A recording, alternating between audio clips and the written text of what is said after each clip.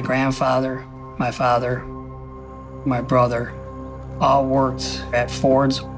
So I'm very honored to be working for Ford Motor Company. Over here, this is the man cave slash a baby room. This is where my grandson takes his naps. This is the plant that I worked at first, which is the old Wixom plant. Got a picture from the UAW, they gave me one. This book right here, the Ford book, that's a gift from my mother for Christmas. You know, everything up here is Ford Motor Company. Even the wall is blue, Ford blue. So I'm like everybody says, I'm a lifer. I am a lifer at Ford Motor Company. This is DMC Sinai Grace, and we are the busiest emergency department within the Detroit Medical Center group. Right after COVID hit, walking through the emergency department was like walking through a war zone. Every day you walked into work and it was putting on battle gear. I'd put on my scrub hat, my glasses, my shield, my N95, and I wouldn't take it off. We were running out fast, which is when the private industry really stepped up. Project Apollo was formed after listening to a medical professional identify an incredible need for personal protection equipment and a wide range of it. So the name Apollo came from the film Apollo 13, where they pour all those pieces on a table that they've got inside the aircraft, and they're trying to figure out how they're going to save themselves. And that was really the process. Our plants were down. What's also unique is we have all this equipment in an automotive vehicle. So this really is about that type of scrappiness. We got to use what we got. And the teams just have gotten innovative. It was this range of things that we could do. We could do something really quick, these face shields, do something a little bit more complex, like a ventilator and a part air purifying respirator. Elastic was impossible to source in the quantities that they were looking.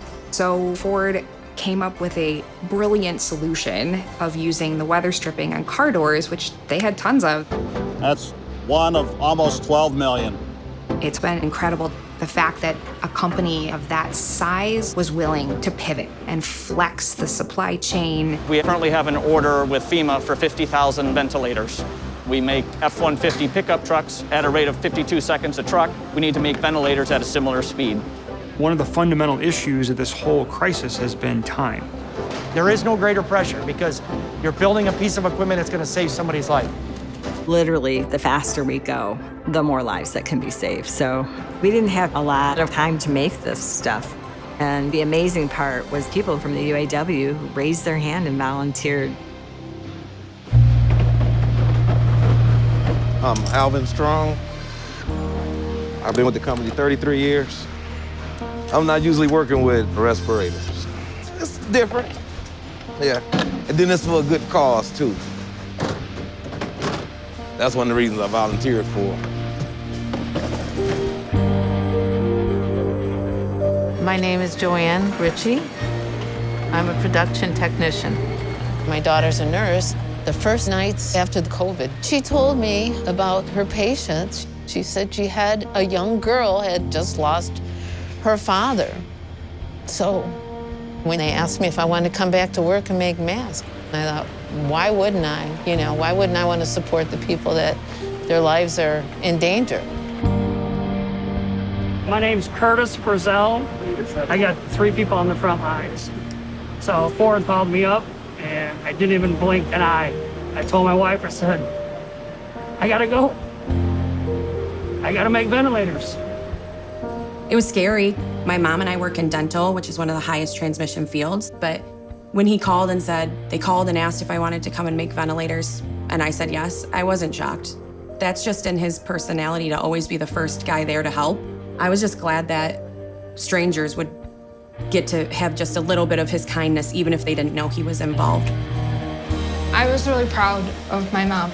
She had brought up something to me that my great-grandmother did back in the times of World War II. She went to work for Hudson Motors to make airplane parts. I never expected that from my mom, but I'm honored and I feel grateful that she did it for me. Oh, I was very proud of her.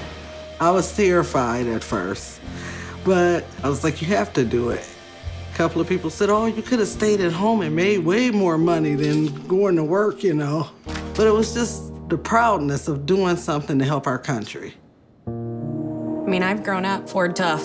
He started the year that I was born, so I know it's cheesy, but the company's built Ford Tough. We're built family tough. It's the same concept. Yep, Ford Tough, man. That's what it's about, man. It's just like one big family. It's always been so. In times like this, everybody comes together and helps. Nobody said no. Nobody said why. Everybody just said, let's go.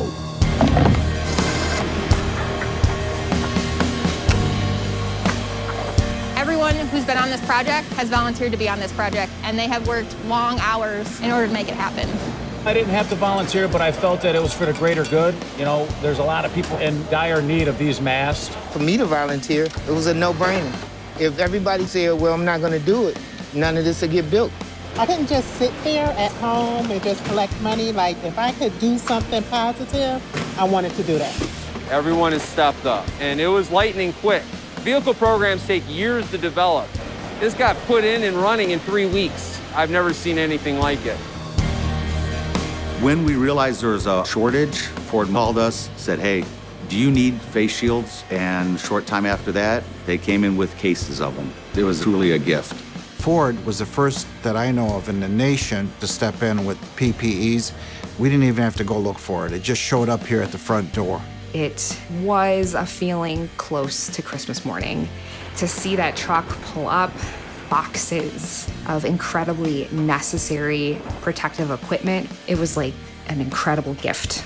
We've made 16 million face shields, 10 million face masks, 50,000 ventilators in 100 days. We've built 15,000 PAPRs in 3 weeks. But at the end of the day, right, you take the people out of this, it's just stuff.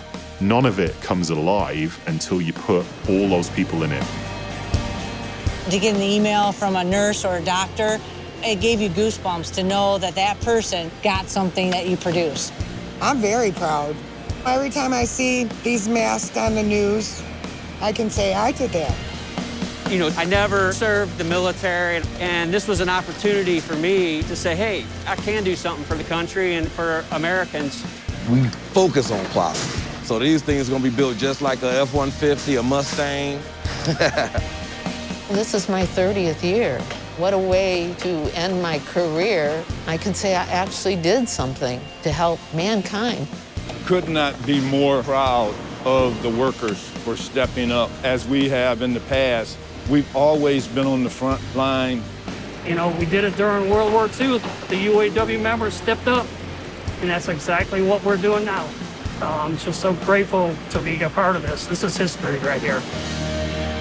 Whenever there's been a need, Ford's been there. So it's just part of our DNA. And next time there's a need, we're gonna be there.